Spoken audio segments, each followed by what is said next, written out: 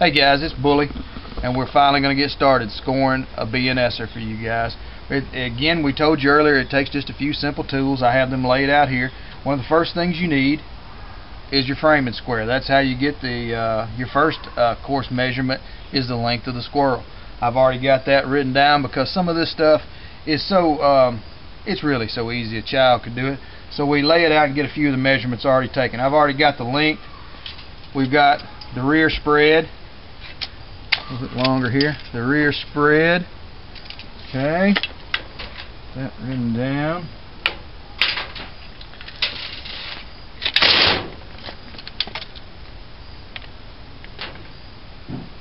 Got the nose to cod spread.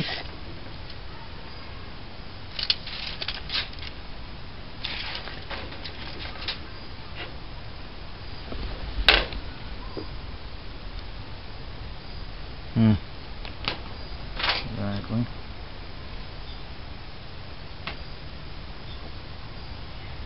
All right, folks. Now we're gonna get into a little more of the, I'd say, tedious stuff, but you got to get a small section of fur and get it in your scale, and then we want just a little piece of one of the nails. It's not just one of the nails, no, forth. This is why you're still an apprentice after several years. This is the N2 nail. Oh, sorry. You knew that. You knew that. All right. Okay, I'm sorry. We want the N2 with a small section of fur. From which flank? Right front. Okay. And once we have that put into the equation, if it all comes out correct, which it always does, exactly what you thought. Yep. If it comes out correct, which it always does, we will have the exact amount of weight of fur on the animal and the bone density of the animal. Okay. What should we do next? I'm going to flip it over to try to give you a hint for it. I know some of this is kind of training for him. And, you know, he's seen this 1,000 times, but it's still, till you've done it, I don't know, a couple thousand times, you're actually not quite up to snuff. What am I doing now? Well, we got to get the ear-to-ear spread along with ear length. And you've got one more vital stat I have to take from the front. The most important of all, the whisker measurement. We want W1, W2, and W3. And folks, you might ask, why do you just want W1, W2, W3? That squirrel has 10 whiskers, blah, blah, blah. Well, when they start getting to a certain point, you're getting out of the normal realm of the BNS squirrel.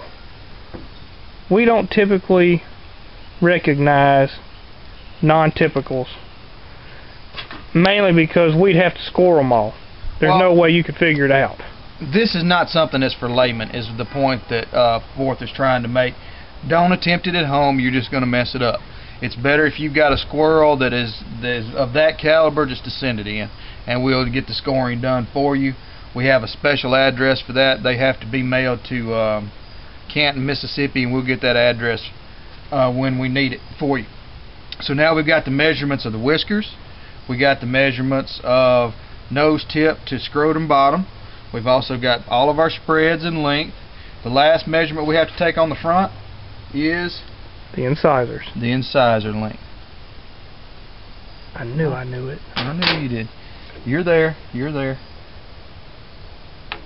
We have a really easy formula we have to plug these numbers into. That'll be at the end of the show, and I'll show you what the final BNS score is for this young fox squirrel.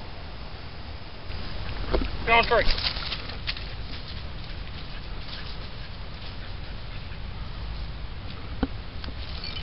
Alright, folks. Jiggs has found us a squirrel, but it's done got in a hole or something, and we're having issues finding the squirrel. So we're going to break out some of Squirrel Commander's calls and see if we can't get it moving. We're going to try the barker real quick and see what happens.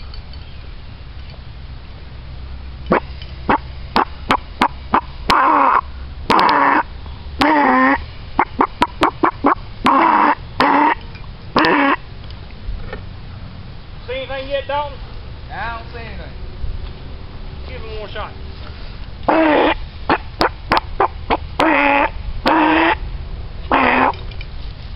Nothing? Nope. Well, I tell you what, we'll break out Old Faithful here. We're gonna try the shaker, and if this don't get it moving, then that squirrel just there. It's gone.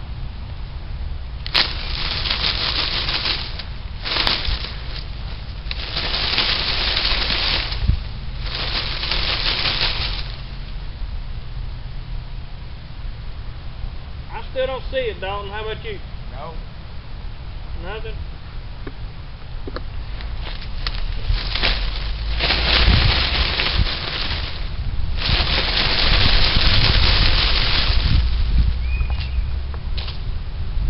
Well, I'm gonna say that squirrel probably climbed in a hole and died out of fear after seeing all us walking up on it.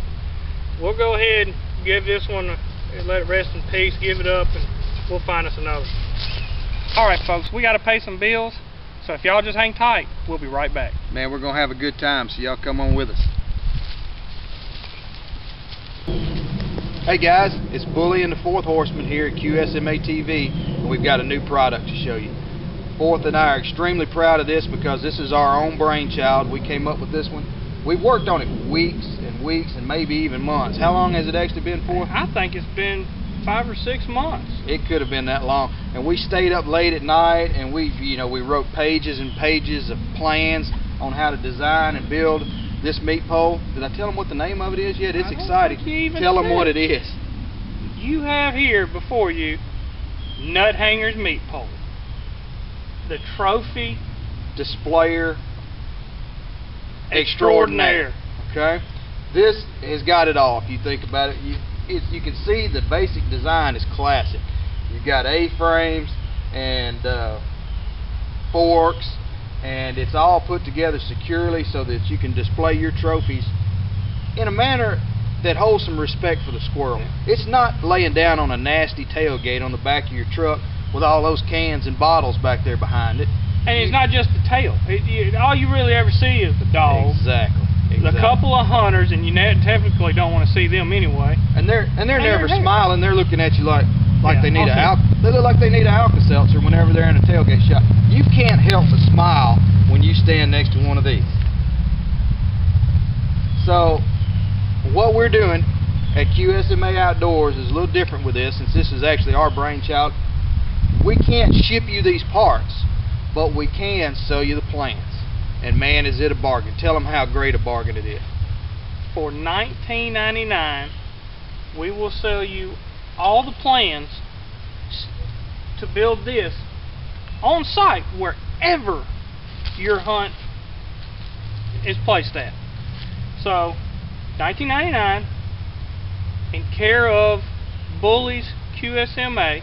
Well, attention Bully. Attention Bully, in care of QSMA. Yeah, we need money orders, no personal checks. Right. Let's be reasonable.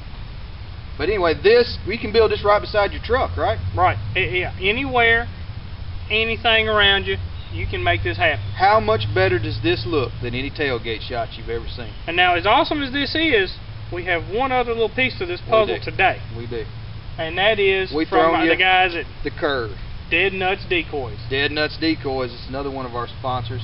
And just to show you how great that product is, one of these things that you're looking at here isn't actually a real squirrel. It is a Dead Nuts decoy. And we're wondering if you can pick it out.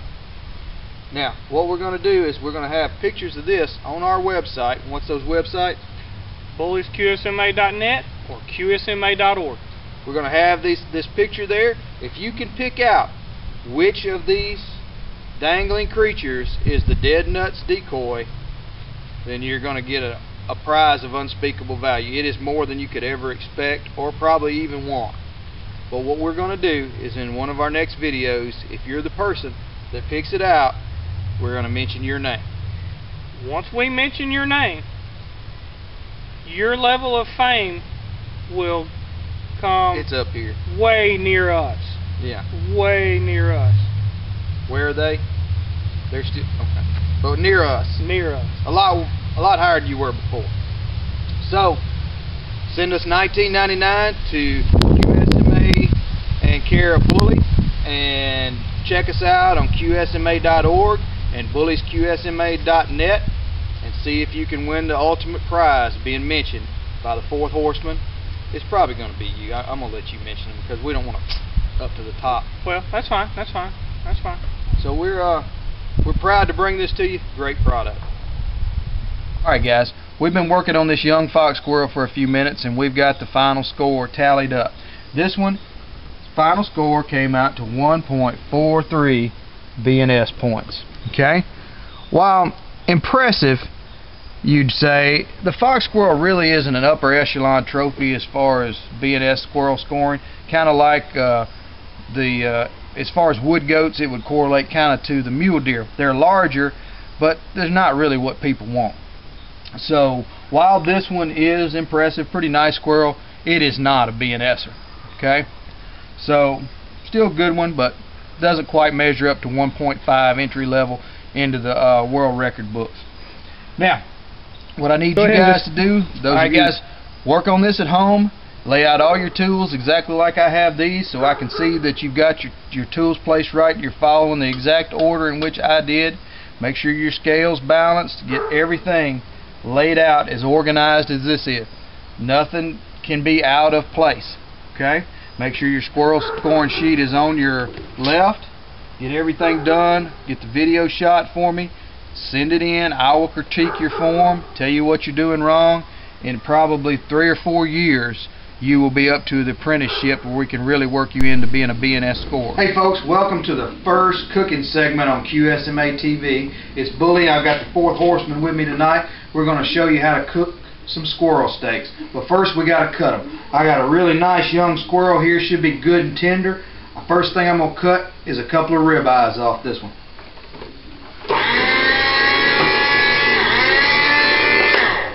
Woo-wee. Look at that.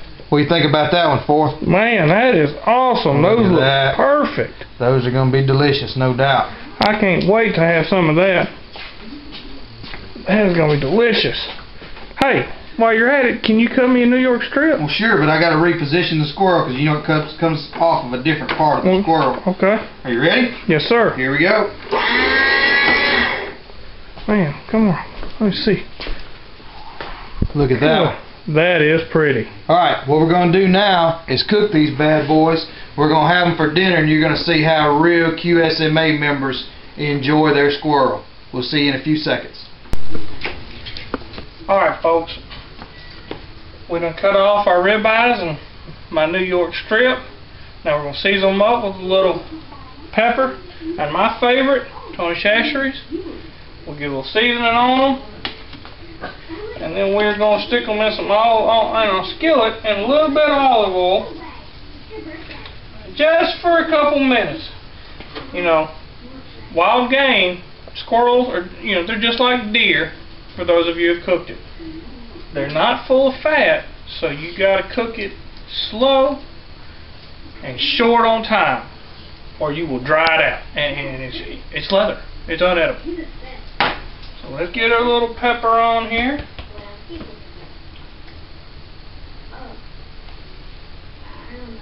Once we put them in, we'll season the other side, and we'll have us some steaks to eat. Once we cook them, we'll bring you back. Down here. Folks, real quick, we just wanted you to see that and hear that sizzle. That's what we want. It's beautiful. We just have them on there for a couple minutes on one side, and like I said, flip them. After seasoning the other side, a couple minutes, done. Primo squirrel steaks.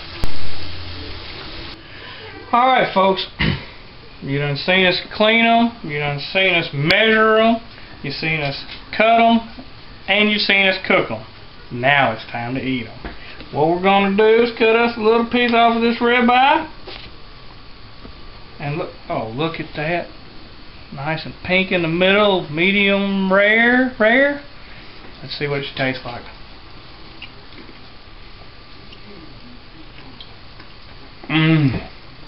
Let me tell you, there is nothing better than a good squirrel ribeye. Mmm. Mmm. Mmm. Mmm. Mmm. Mmm. Y'all be sure and join us for our next cooking segment. I can't say it's going to be better, but as you can tell, it's going to be good. Hey guys, we appreciate you tuning in. We had a great time this week. We'll see you next time on QSMA TV.